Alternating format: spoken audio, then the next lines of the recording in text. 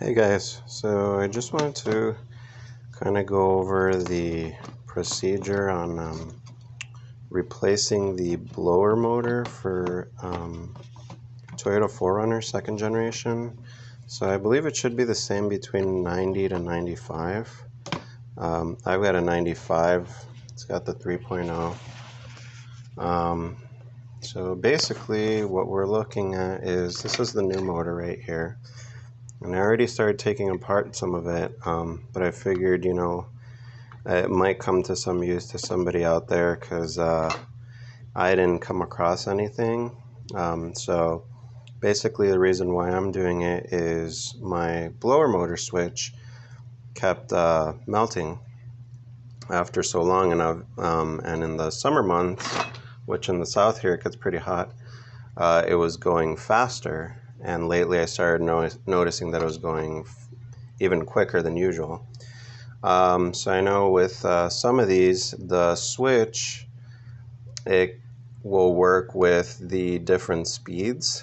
And I believe it's the last setting the high, and I believe it may not be running through the same on the circuit as the others from what I was reading.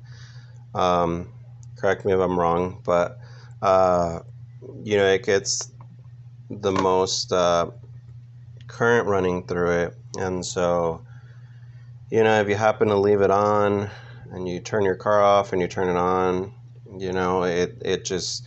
it draws a lot of current on startup. So this is my old one, and I noticed it was it's making a little bit of a sound where I thought it was leaves or something stuck in there. But truck has almost 280,000 miles, so a lot of these brush motors, once they start getting hot, they just continuously keep getting hot, and it just kind of goes from there. So it's a lot more power being put through it, more stress on the motor, and it can cause issues on the other components. So what I did is I bought the motor, which was cheaper to buy than the whole assembly, and all I did was remove the fan. And so with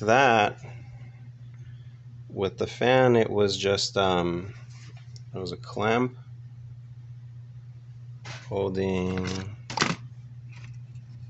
this in place, and this will slide into here. And in order to get it out, all I did was, if you're working by yourself, I used a punch and a hammer, and I just kind of held the fan. I got a good grip on it so I wouldn't tear any blades, and because you can't clamp this into something, and so I tapped into here until it finally slipped out. And so right now all I'm going to do is to tap it back in place.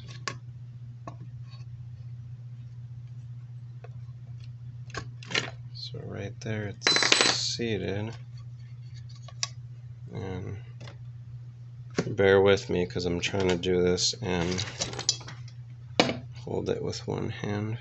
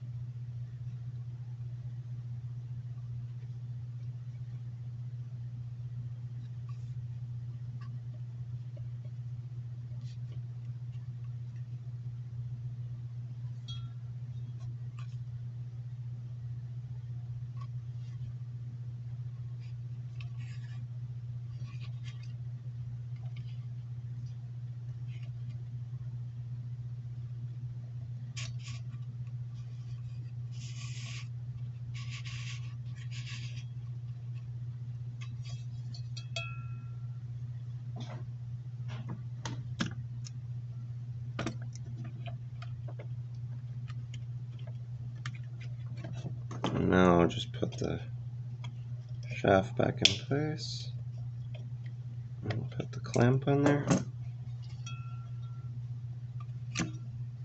And what I did to clean this up is basically I just took a toothbrush and cleaned it out and got a lot of the dirt. It was pretty black.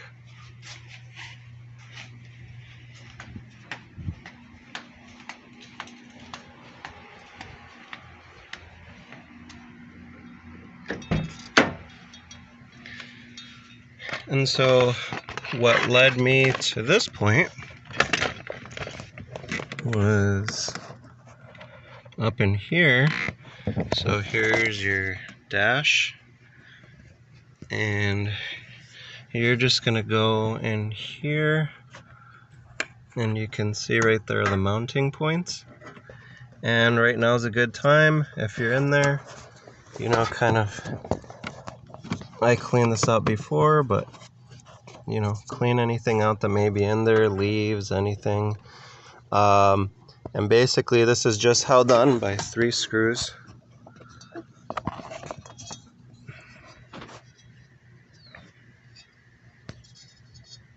And you're just gonna mount it back in here, and you're gonna, this new one, it came with the connections. It has the mounting bracket to attach to this, so I just haven't put it on, but you're gonna connect that, and after that you should be good to go.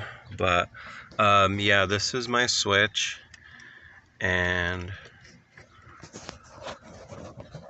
right in there, in here, these tend to get hot, so you see a little darkening right there, and that's because of all the current that's being drawn through it.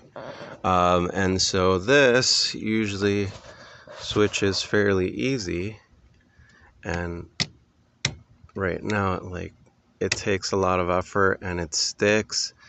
And sometimes you may have it where it's really smooth through, sometimes you may have it where it's locked on off or on high. So when you get some of those you know, situations, take a look, because it might be this and it's drawing a lot of power. And another way to look is if your connector for the harness has been, you know, if it shows signs of burning. So take a look at those things, and that might be some of the issues you have. Or if your AC isn't starting, kicking on, you know, this one doesn't go out as often, but what you can look for is behind the glove box. Right along here, you're gonna see a white box with a cover, and you pop that off and you've got a 10 amp fuse, and that one will blow out first before your relay most of the time, and that could be a reason why your AC isn't kicking on. But I figured while I'm here, I'm going to replace this, and I've got a new switch for here, and I'm just going to clean out the contacts, and that usually will help kind of remedy the issue. Like I said, I've come into that problem with brushed motors before, with a lot of the RC trucks that I have. If some of them get overloaded or over time, you know, I've bought some that are used, and if they haven't been maintained, the motor will still work, but it will heat up really quick and cause more damage. So that just happens with some of these. So like I said, I paid about $70 for this, you know, just for the motor. And you know, like I said, just kind of pop this off the other one, clean it up, and put on this one, and connect this wire into this one, and you know,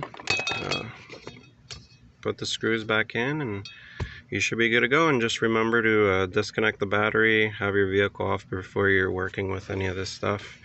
so that you avoid any serious injuries.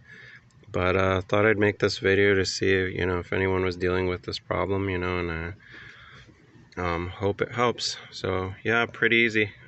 Just your switch here, if you want to replace this, 35 bucks. 3 screws down here. You're just going to pop off your kick panel. The 3 screws in here. Disconnect the harness. This will slide down. Clean in here if you need to get anything off. Tap this with the punch.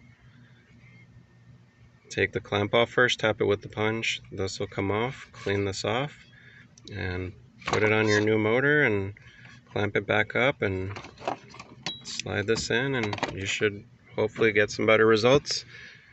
But thanks for watching, and hope it's been some help, and feel free to ask any questions if you have any in the comment section. Thanks again, and please subscribe if you like the content.